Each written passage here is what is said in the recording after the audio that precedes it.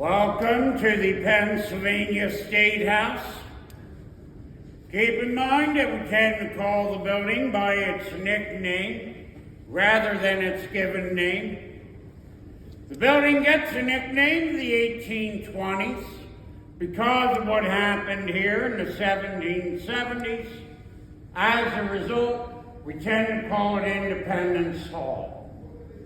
But when they began building the building, in 1732, its name was, and technically still is, the Pennsylvania State House. The building is originally built to provide a seat of government for the colony of Pennsylvania. The building is about 90% original on the outside. It is about 70% original on the inside. Most of the furniture is from the period. It fits the description of what had been here. But there are only two items currently on display that we are certain had been here. The first of which is hanging on the wall behind me. That is the seal of the Commonwealth of Pennsylvania, as it was first adopted in 1785. Now, I doubt there are very few of you here today because of the building's history as a colonial capital. Most people tend to visit because of other events that occurred here. Those events are best summed up in the words of our 16th president.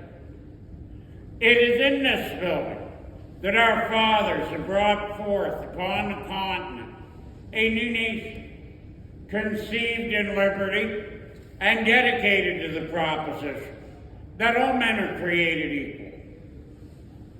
In 1732, when construction had begun, there were many nations in North America, including 13 very different British colonies. Each one of these colonies was a separate political unit, making their own laws. And by the eve of the Revolution, those laws were largely being made by elected assemblies. The colonists were happy to be subjects of Great Britain because of the rights and liberties that gave them. Rights and liberties such as you would expect to find in this room. This room was the Supreme Court for Pennsylvania. Most Americans can recognize this as being a courtroom, and that is because the American legal system began as a copy of the British legal system. It was something the colonists admired. They thought it neared perfection, and they saw no reason to change it. Now, there are some differences between this room and most American courtrooms today, and the most obvious one is right here. We do not use this in the United States anymore. Now, which participant of the legal system do you believe may have been found here? The defendant, the accused. In the 18th century, when they told you that you were going to stand trial, guess what? They meant that you would literally stand trial and face your accusers. If I were a Pennsylvanian on trial, I imagine I would look rather guilty standing here. But as a British subject, I had rights pertaining to the room, and among them, the presumption of innocence, until proven guilty by the evidence presented. But things begin to change for the colonists in 1754. That is when a war breaks out between Great Britain and France. It quickly becomes a global war, lasting nearly 9 years. In 1763, Great Britain comes out the winner. With that victory, they had won a tremendous amount of territory from France. And achieving that victory, they have accumulated a tremendous debt. So they are going to rethink not only how the new territory is governed, but the American colonies as well.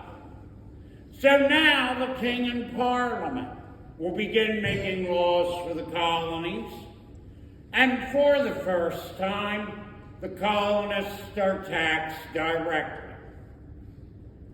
That concerns them because they have no representatives in Parliament, and they see this as a violation of their rights.